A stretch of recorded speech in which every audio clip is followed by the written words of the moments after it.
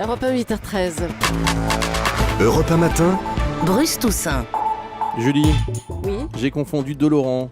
C'est Mais pas, oui, depuis ce matin, vous c'est dites pas Laurent Cabrol qui est malade. malade. Non, c'est Guimier, le pauvre. Bonjour Laurent Guimier. C'est vrai, j'ai Merci. l'ordonnance du médecin. Merci beaucoup d'être là malgré une forte fièvre. Ah mais oui, voilà. vous avez reçu ce mail, Il est- Laurent est malade et Oui, vous tout à avez fait. J'ai confondu les deux. cru que c'était Cabrol. Renseignez-vous. Alors, écoutez. vous avez pointé votre détecteur de mensonges avec de la fièvre sur la feuille d'impôt de Gérard Depardieu. Oui, parce que depuis qu'il a publié sa lettre ouverte à Jean-Marc Ayrault, l'acteur est accusé non seulement d'être un mauvais patriote, mais aussi d'être un gros menteur. Depardieu écrit noir sur blanc qu'il va payer 85% d'impôts en 2012.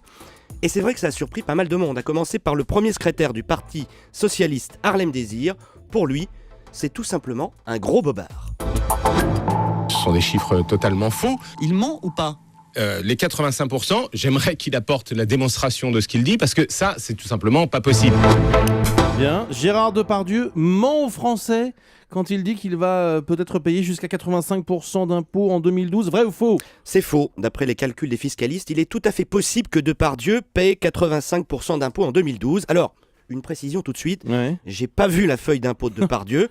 La question à laquelle je réponds ce matin, c'est pas de savoir s'il va effectivement lui-même payer 85%, mais de savoir s'il est techniquement possible d'être ponctionné à cette hauteur. Alors justement, je croyais que les tranches les plus élevées d'imposition étaient à 45%. Comment c'est possible?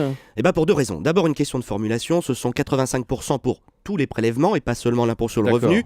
C'est là qu'il peut y avoir une incompréhension, une ambiguïté, une brèche dans laquelle se sont engouffrés les ministres et Monsieur Désir. Et puis parce que l'année 2012 est une année bien spéciale, bien à part au plan fiscal.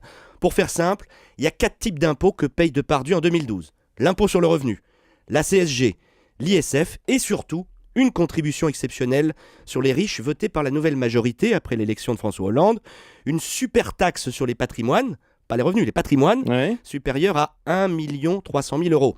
Ça doit être le cas de Depardieu, avec un barème qui va de 0,5 à 1,8% du patrimoine. Ça fait vite des très grosses sommes, surtout que cette super taxe n'est pas du tout plafonnée. Gros patrimoine, gros chèque. Ce D'accord. qui fait que certains très riches vont payer cette année 70, 80, 90 ou parfois 100% de leurs revenus.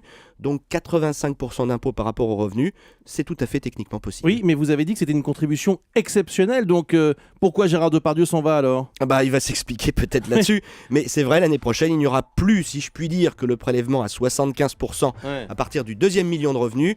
Mais ça, je suis pas sûr que ça va le faire revenir chez nous. Merci beaucoup Laurent Guimier. Allez vous soigner.